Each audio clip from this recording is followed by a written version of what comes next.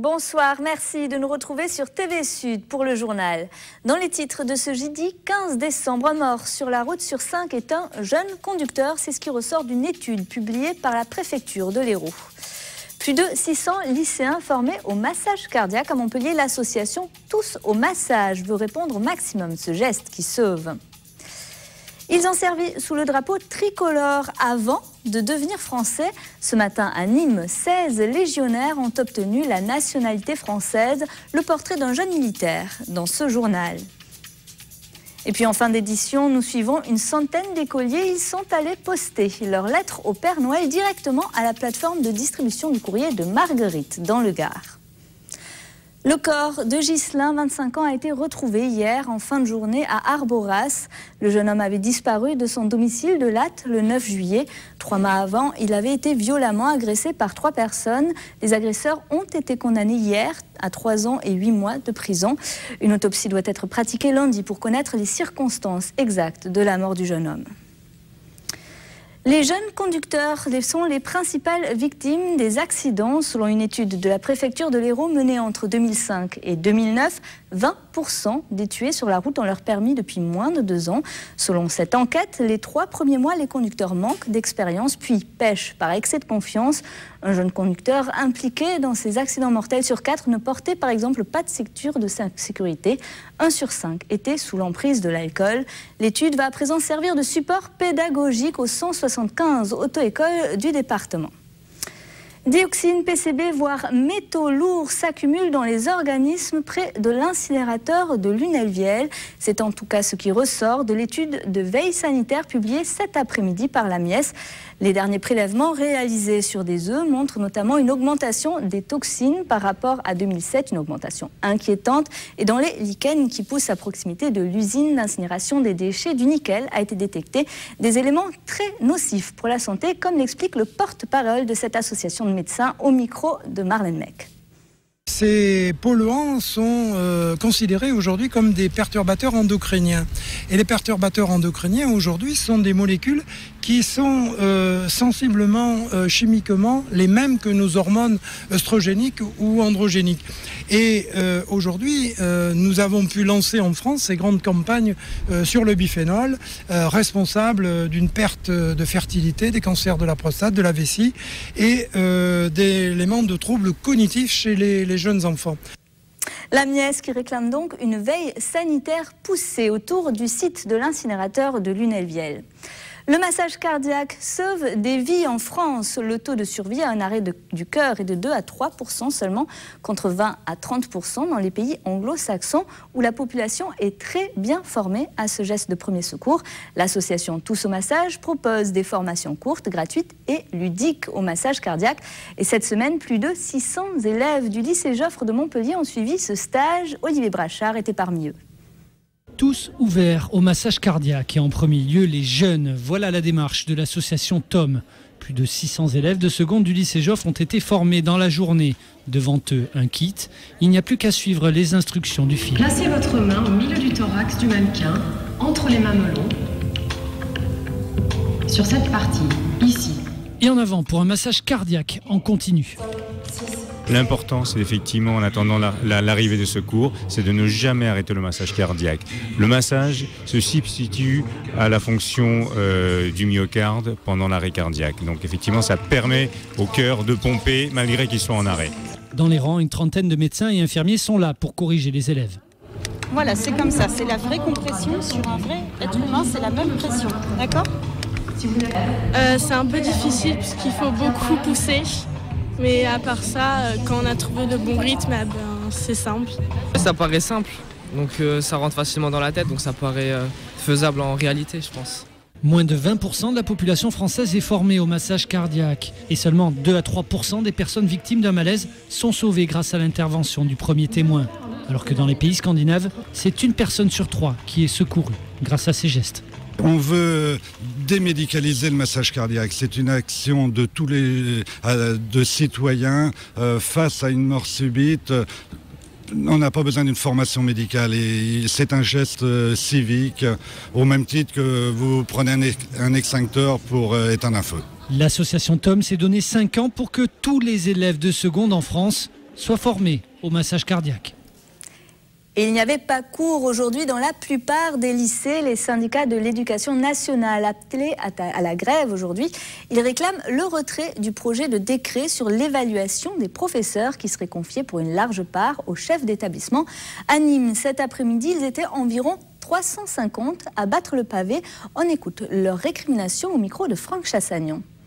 Retrait du projet d'évaluation. Ça a été fait sans concertation et en plus, bien évidemment, ça va vers un système qui ne va être avantageux pour personne, ni bien sûr pour les enseignants, ni pour les élèves et ni pour la mission publique. C'est le chef d'établissement qui va faire l'évaluation et que cette évaluation ne sera en grande partie faite que sur ce qui ne se passe pas dans la classe. Or, notre métier, le cœur de notre métier, c'est ce qui se passe dans la classe. Un chef d'établissement qui a été par exemple professeur de lettres et qui va inspecter, qui va donc évaluer un professeur de maths. Il n'a aucune notion de maths, donc il ne va pas pouvoir l'évaluer sur ses compétences à enseigner les mathématiques. Et donc il va l'évaluer sur tout un tas de critères qui ne sont plus du tout les critères de l'enseignement des mathématiques. Donc c'est une catastrophe pour le prof de maths.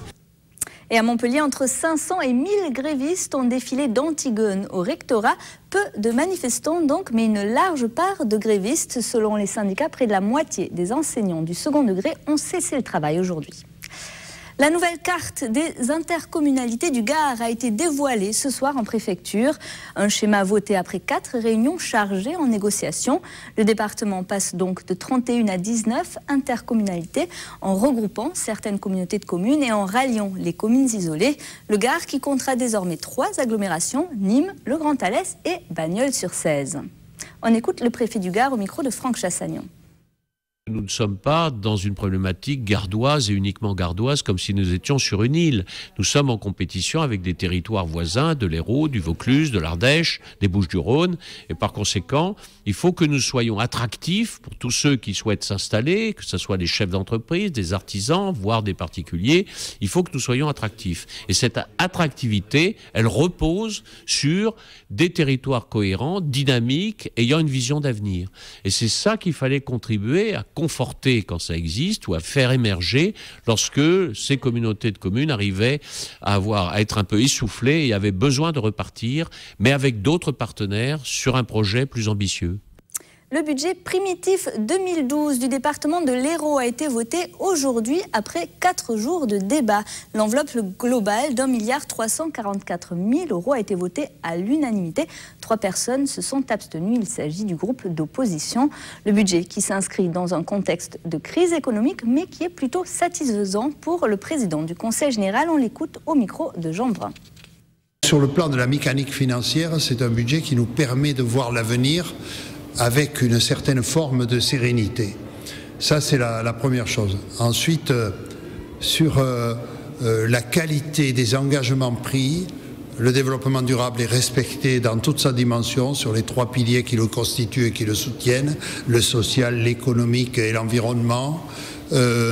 L'effort remarquable sur le logement, que nous faisons à un moment où l'État vient de nous informer qu'il nous prend une part non négligeable du fonds de roulement de Hérault Habitat. Enfin, je voudrais dire que ce budget me paraît être un budget aussi qui respecte le social, 54%, sans en faire un facteur qui obère tout le reste. Le reste, c'est-à-dire les politiques que nous tenons, notamment de la clause de compétence générale à laquelle je suis très attaché, nous permettent d'être actifs sur le tourisme, sur le loisir, sur la culture, sur toute une série d'éléments qui sont des éléments optionnels. Donc nos options sont réalisées, nos contraintes d'obligations légales le sont aussi. Vous voyez pourquoi je suis ce soir très serein et très heureux.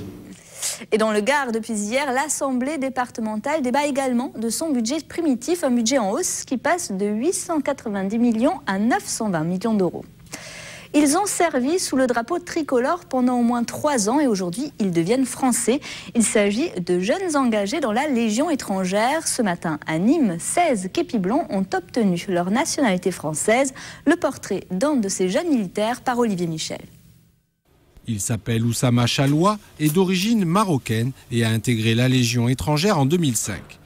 Fidèle au code d'honneur du légionnaire, il a choisi de se battre pour la France au péril de sa vie et a participé à des opérations en Côte d'Ivoire ou en Afghanistan. Ce qui m'a marqué le plus, c'était l'Afghanistan. C'est la première fois que j'ai fait une mission en temps réel, en temps de guerre. C'est plutôt d'être loin de sa famille, d'être loin de son pays d'origine et de pouvoir voir la famille pendant un bon moment. Après 6 ans de service, il va obtenir aujourd'hui sa nationalité française, un droit accordé dès la 3e année. Alors il y a 2 possibilités quand on sert à la Légion étrangère pour devenir français. Qu'au bout de 3 ans de présence dans nos rangs, un légionnaire peut demander, et constitue un dossier réglementaire, à devenir français. Ce dossier met en moyenne 2 ans pour revenir.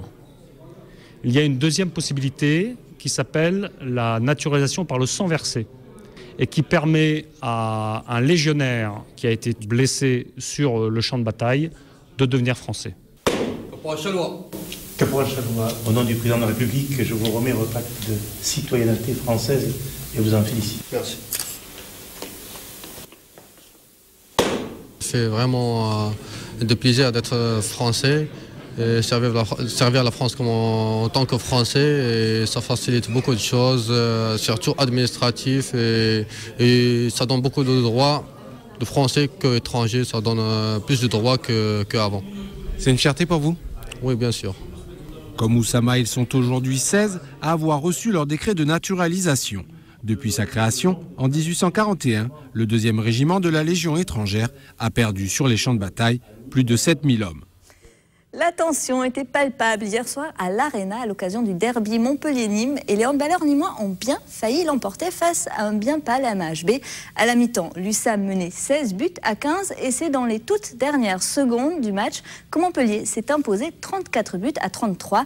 Le résumé de la rencontre par Olivier Brachard.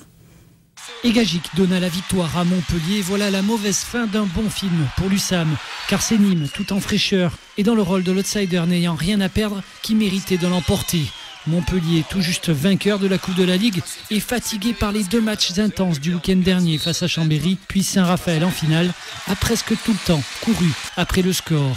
Pendant longtemps, les Nîmois ont tenu leur exploit à l'Arena, mais même quand Montpellier n'avance plus, même quand certains de ses anciens joueurs qui évoluent dans l'autre camp sont sur une autre planète, et même lorsque l'un de ses joyaux des tirs aux 9 mètres, William Acambré, doit sortir sur blessure, le MHB trouve le coup de rein nécessaire dans les derniers instants de la rencontre. Un décalage pour le Slovène Gagic, Montpellier 34, Nîmes 33. Une victoire à l'arraché pour le MHB et un rendez-vous dans 2 jours face à Szeged en Ligue des Champions qui s'annonce plus difficile que prévu. Et puis la défaite hier soir des basketteuses de Latte, elles ont perdu sur leur parquet face à Cracovie, 64-77. Le BLMA qui est donc 4e de son groupe en Euroleague. Plus que 10 jours avant Noël, il est donc grand temps de poster sa lettre au Père Noël. Et pour être sûr qu'elle soit bien expédiée dans les délais au pôle Nord, une centaine d'élèves de l'école primaire de Pérouse s'est rendue directement à la plateforme de distribution du courrier de Marguerite. Le reportage de Franck Chassagnon.